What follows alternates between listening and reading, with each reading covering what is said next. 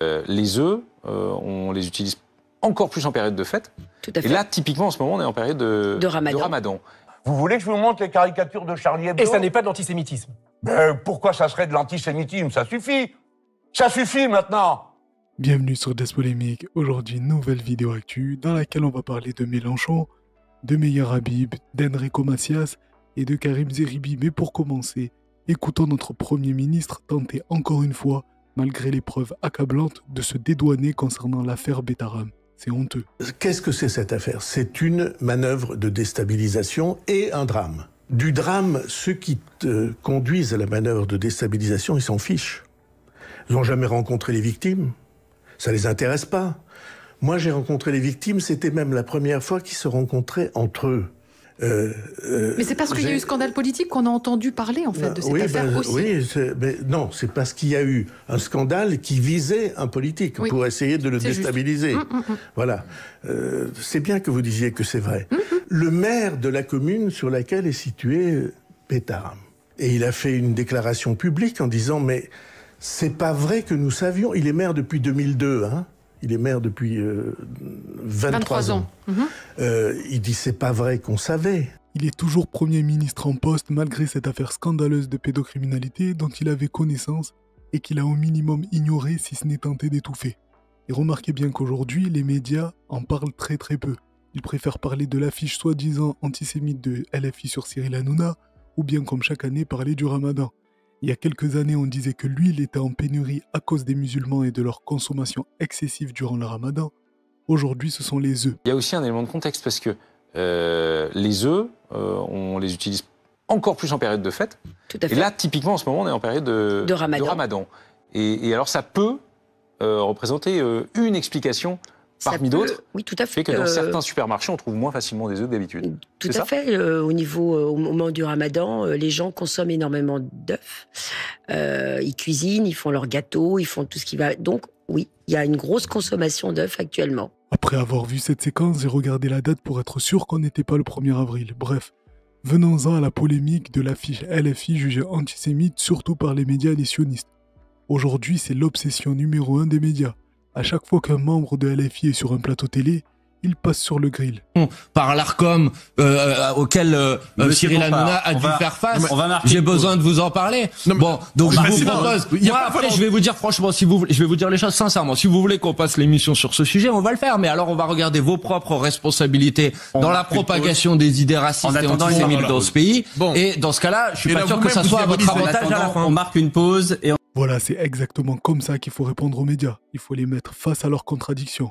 Remarquez que directement le présentateur a lancé la pub. Et encore, Manuel Bompard est resté soft parce que Mélenchon, lui, a complètement pété les plombs. Il est complètement sorti de ses gants, mais vraiment pour le coup. Vous êtes radin, tout le monde le sait, personne ne le dit. Cyril Hanouna, non mais attendez, vous êtes radin ou pas? Est-ce que ça a été une erreur ou pas?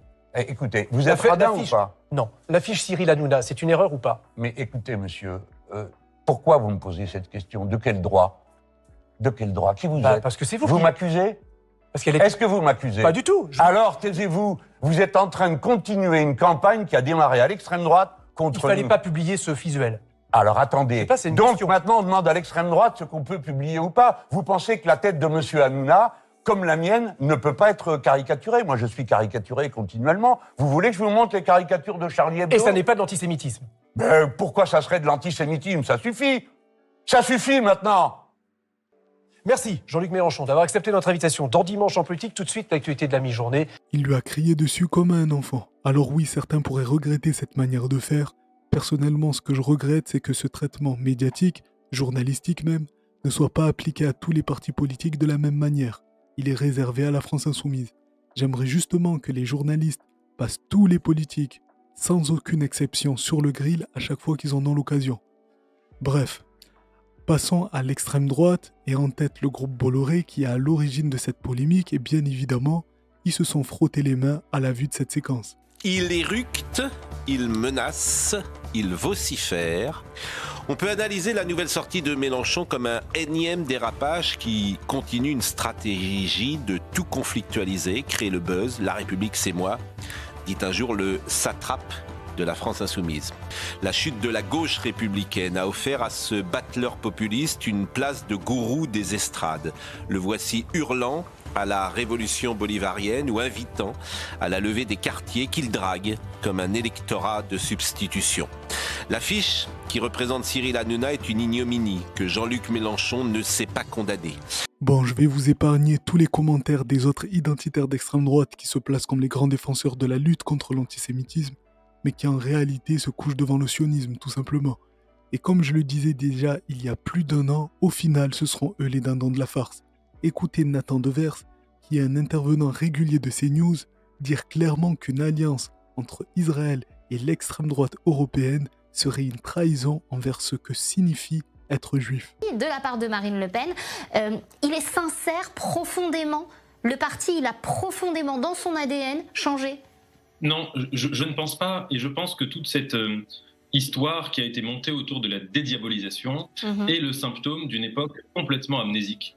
J'aimerais quand même rappeler que sur la question de l'antisémitisme, aux dernières élections législatives, quand le Rassemblement national s'est retrouvé en position de devoir, dans l'urgence, désigner des candidats pour toutes les circonscriptions françaises, on a vu apparaître un certain nombre de candidats et de candidates qui avaient pu avoir sur leurs réseaux sociaux des déclarations, des images, des photographies, etc., qui relevaient de l'antisémitisme. Si cette invitation est, comme je le crois, le symptôme du fait qu'il existe au sein, malheureusement, d'une partie de la classe politique israélienne.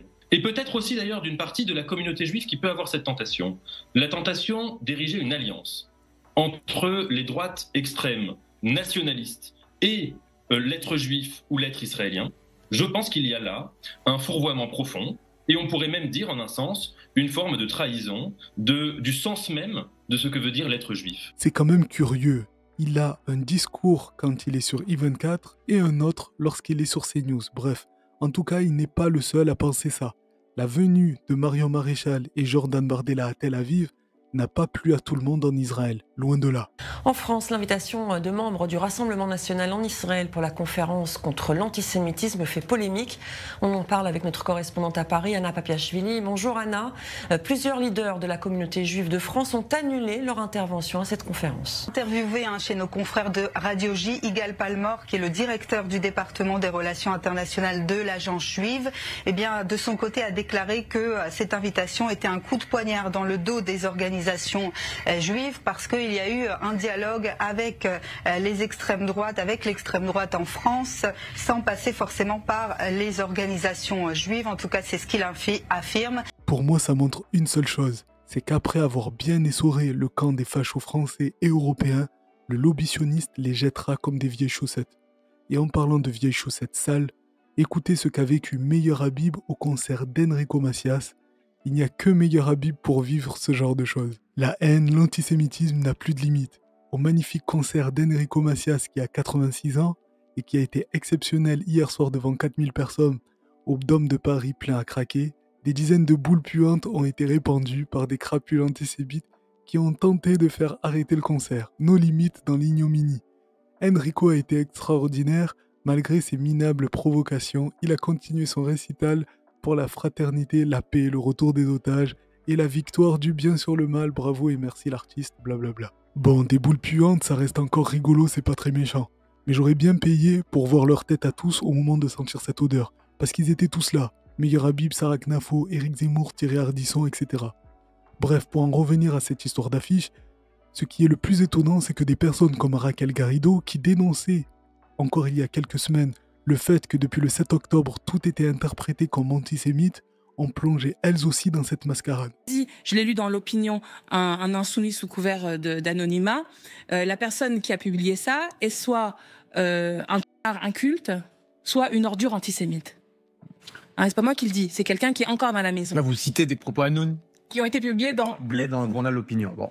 Des grossièretés, pardon, mais enfin, voilà. Ce sont les propos qui ont été publiés dans l'Opinion. Je veux dire, quand on a un minimum de culture politique, on sait que cette image-là, elle est directement tirée de l'iconographie antisémite des années 30. On le sait, c'est le juif sus, le juif éternel. Ce sont des images qui sont connues, peut-être pas de tout le monde. Je dis pas qu'elles sont connues de tout le monde, hein. Mais quand on fait de la politique, on est censé savoir ça. Et je suis allée voir, moi je termine là-dessus, les personnes responsables doivent rendre des comptes. Et je suis allée voir sur l'organigramme, les responsables de la communication, c'est Manuel Bompard, Sophia Chikirou et Bastien Parisot. Et donc, vous demandez vous dites quoi ? C'est eux qui doivent être sanctionnés. Quand j'avais vu l'image annonçant cette nouvelle émission, avec Raquel Garrido en face de Louis Sarkozy quand même, je sentais qu'elle avait pris un certain virage. Bref, voilà, donc LFI est devenue encore plus que d'habitude la cible des sionistes, des médias, de l'extrême droite, du centre et même de la pseudo-gauche.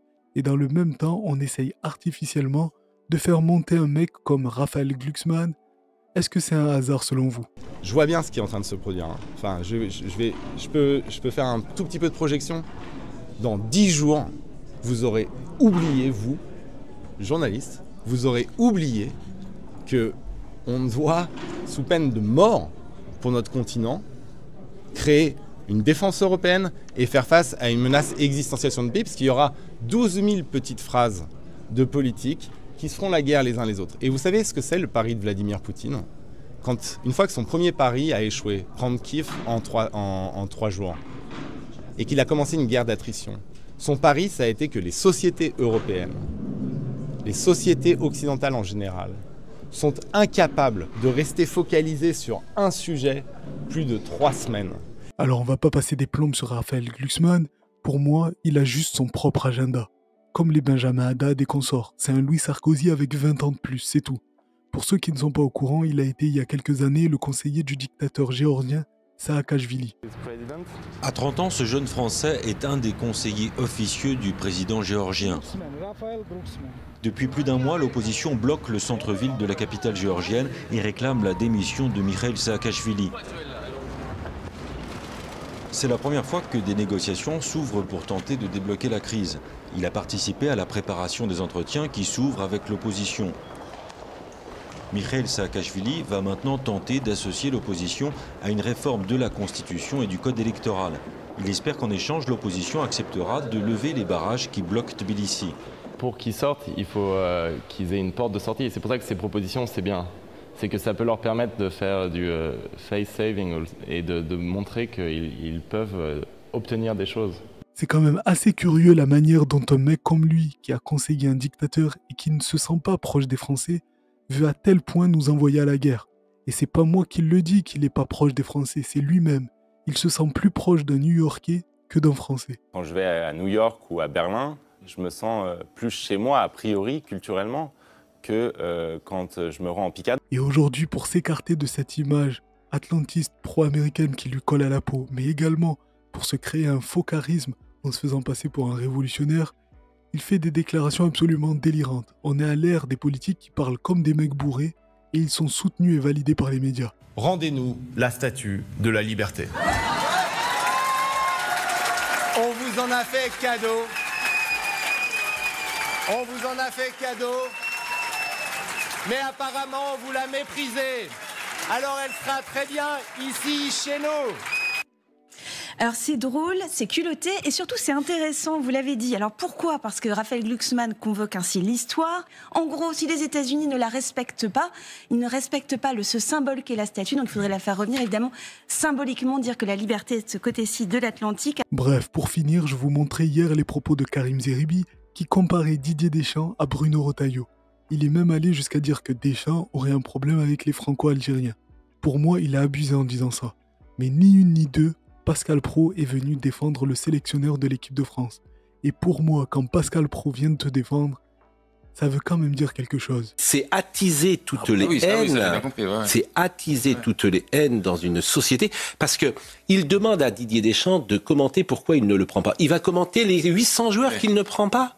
En fait, c'est impossible. Si, bien sûr que c'est possible. C'est ce que fait l'Algérie depuis 60 ans. Non, le régime algérien. Il y a plein de joueurs qui ne sont pas pris. Zeribi, il est parlé là. Il ne parle pas, il est parlé. Il est parlé. Ce qu'on entend derrière lui, c'est Monsieur Tebboune. Et c'est toute la propagande du régime qui, en permanence, instrumentalise la haine de la France pour fédérer autour de lui. Il donne vraiment... C'est vrai, ça a été relayé par des médias algériens, cette sortie-là. Là, vous répondez de manière rationnelle à un antiracisme qui est juste paranoïaque. Parce que je veux pas lui faire le procès de... Zeribi, il n'en est pas à son coup d'essai.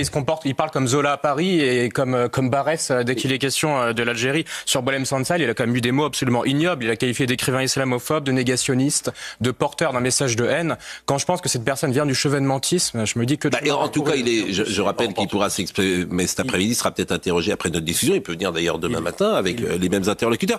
Bon, Pascal Praud, comme d'habitude, il est très culotté. C'est quand même sur sa chaîne que les propos les plus islamophobes sur Karim Benzema ont été prononcés. Karim Benzema souhaiterait revenir en Europe. Qu'est-ce que cela vous évoque ? C'est amusant. Avoir cru trouver son bonheur en s'exilant en Arabie Saoudite, fallait y penser quand même. Hein. Ou à tout le moins, il fallait savoir compter.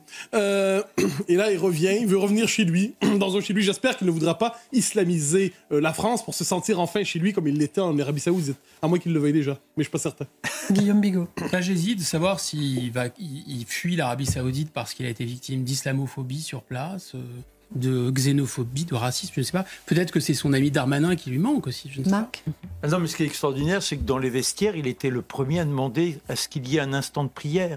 Et il a dit, je suis heureux de gagner l'Arabie Saoudite parce que là, enfin, je vais pouvoir vivre selon mes convictions. Je serai un homme libre. C'est extraordinaire, c'est un peu comme ces jeunes filles qui sont parties là-bas en Syrie et puis qui après, elles ont brûlé leurs papiers, mais il faut qu'elles reviennent tout en portant... Charlotte.